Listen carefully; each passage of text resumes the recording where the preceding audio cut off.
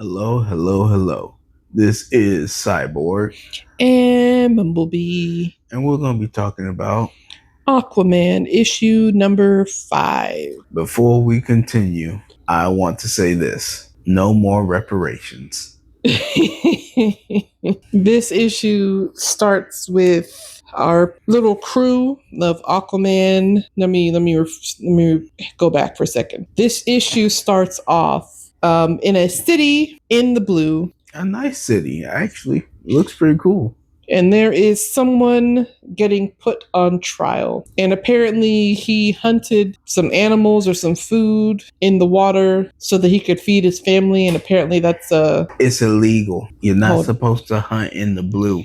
Yeah, apparently says Dormammu. Dagon. What is his name? Who looks like him from Marvel? I can't remember. Now it's gonna bother me. I'll figure it out later. Oh my gosh, why can't I remember? See? Thanos. Yeah, oh. God dang.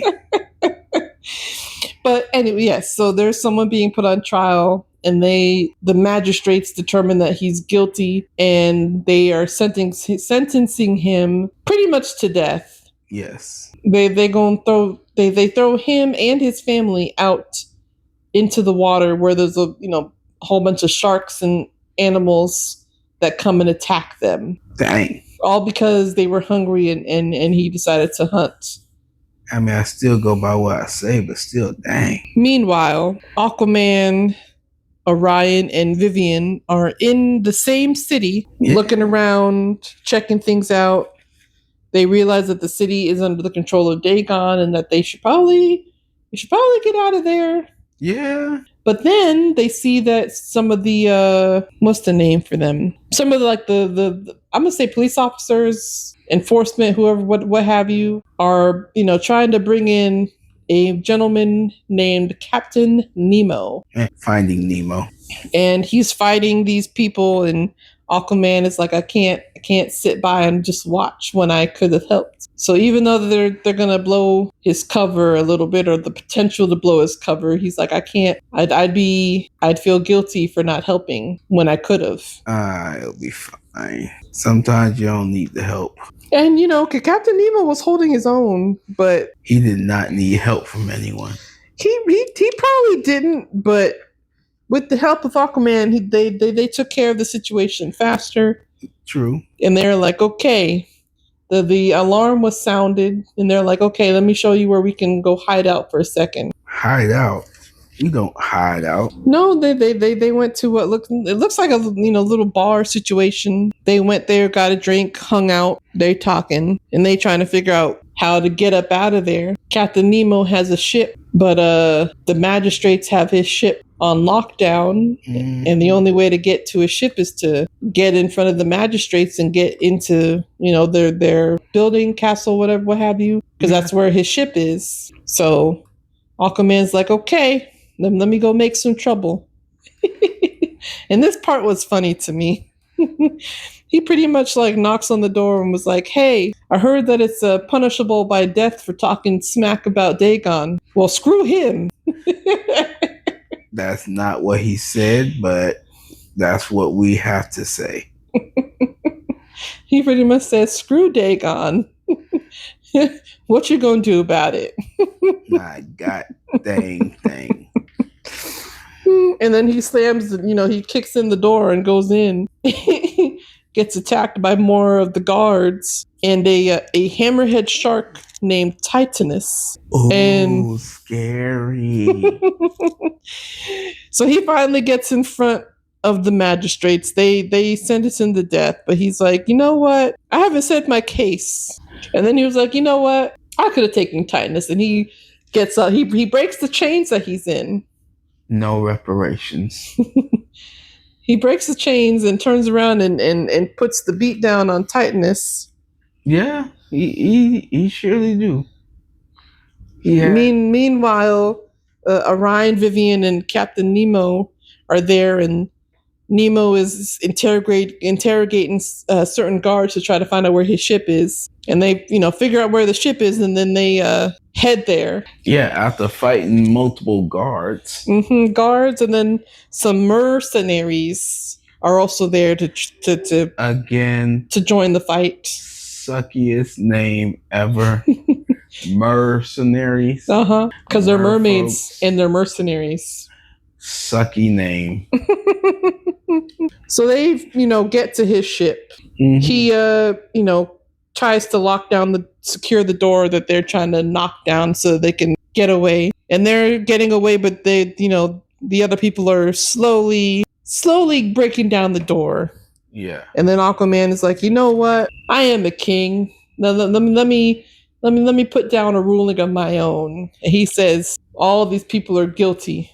So he breaks the city was like encased in some domes, it looked like. Not anymore. So there was no water in the city. Oh. The city was in the blue, but there was no water in the city. That didn't stop him. So I guess, but based off of the family in the beginning that they, sentenced to go out into the blue in a bubble, they did this because there's a whole bunch of sharks and stuff that would be attacking them outside in the blue or in the water. So Aquaman, breaks one of these domes and then uses the water. They get the door open, but as soon as they open the door, Aquaman makes a whole bunch of water come in through the door, and they're like, no, close it. Nah, we're going to let more of that water come in. Because it look like y'all need a bath. And then... all heck breaks loose. They get up out of there. Oh, I forgot. Captain Nemo has been traveling a lot around. Mm-hmm. And Aquaman asked him, like, hey, have you seen any of my people? We're called Atlanteans. My wife, Mira, she has red hair. And he's like, I know exactly where she is.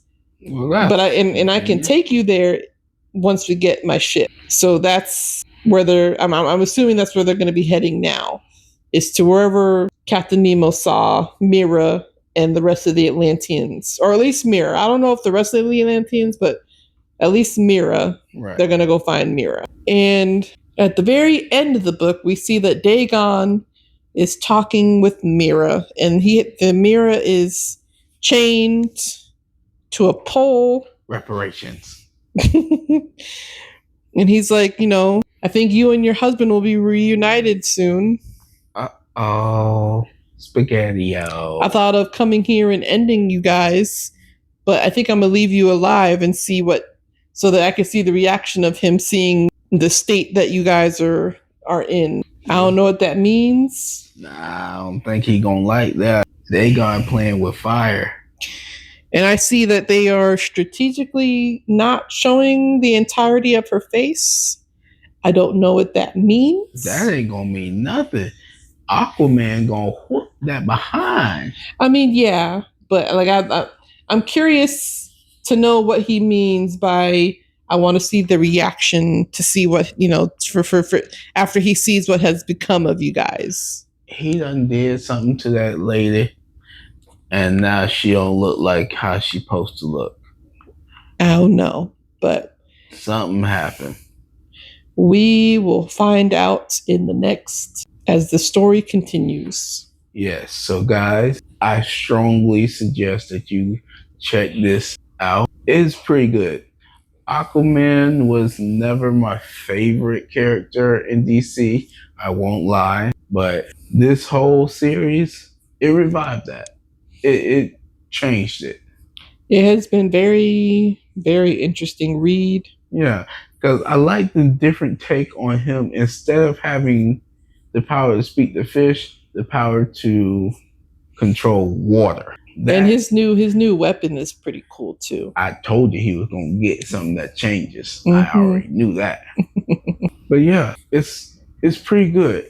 I definitely say this is a 10 out of 10 so far. I want to see how far they go, especially going against Walmart version Thanos.